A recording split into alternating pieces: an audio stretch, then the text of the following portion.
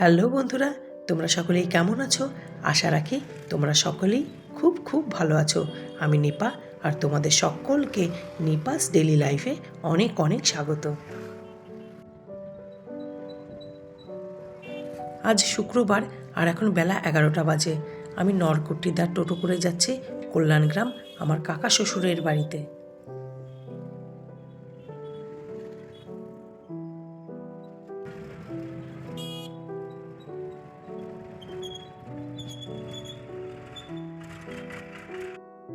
আমি পৌঁছে গেছি কল্যাণগ্রাম। কল্যাণগ্রাম আমাদের বাড়ি থেকে মিনিট 10 সময় লাগে।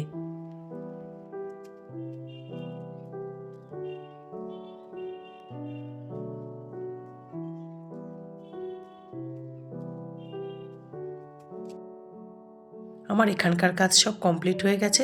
এখন বেলা 2টো বাজে। আমি যাচ্ছি এখন বাড়িতে নরকুটিদার টোটোতে করে। তাছাড়া আজকে এই বিশেষ কোনো কাজের জন্যে কলকাতা থেকে আমার ননদ নন্দাইরা সবাই এসছে। তাদের একটু খাওয়ার ব্যবস্থাও করতে হবে। ওরা আগেই বলেছিল ভাত খাবে না, সেই মতো রুটি সবজি অর্ডার দিয়ে দিয়েছিলাম। সেই খাবারগুলো একবারে নিয়ে ঘরে ঢুকে গেছি। তারপর ঘরে এসে স্নান সেরে ওদের জন্য খাবার বাড়ছি। ওরা 10 মিনিট হলো চলে এসছে। আজ মেনুতে ছিল গরম গরম রুটি, বেগুন ভাজা আর নবরত্ন কারি।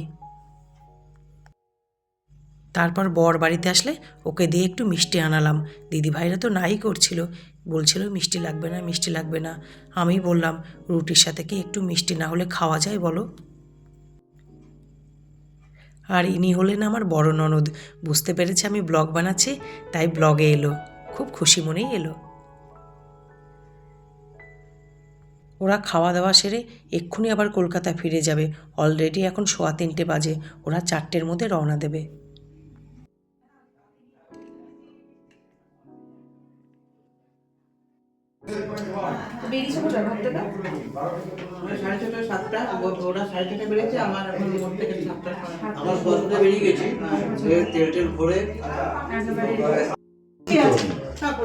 আচ্ছা, সোডিয়াম রেঞ্জ হচ্ছে 135 থেকে 148, সেখানে 140।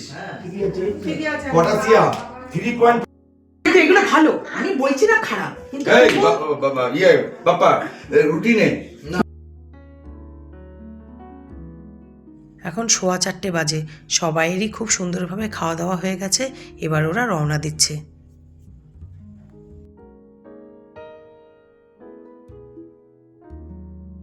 ওদের সকলেরই খুব কষ্ট হলো আজকে, কিন্তু কিছু করার নেই।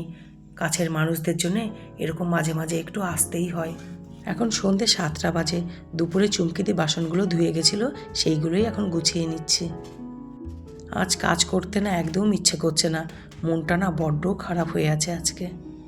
টুকটাক কাজগুলো সেরে না একটু গান নিয়ে বসবো। আজ একদম সময় কাটছে না। দেখি গান নিয়ে বসলে যদি একটু ভালো লাগে।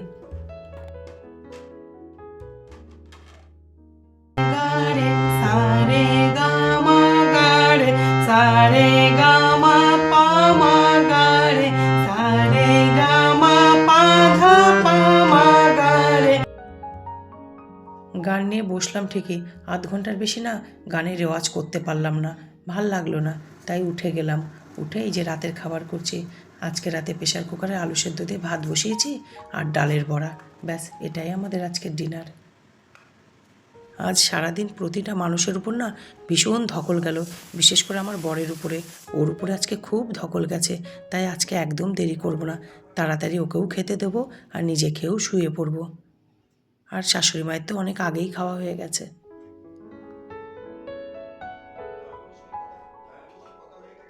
আজকের ব্লগটা এইটুকুই থাকলো। আজ না বিশেষ কিচ্ছু শ্যুট করতে পারিনি।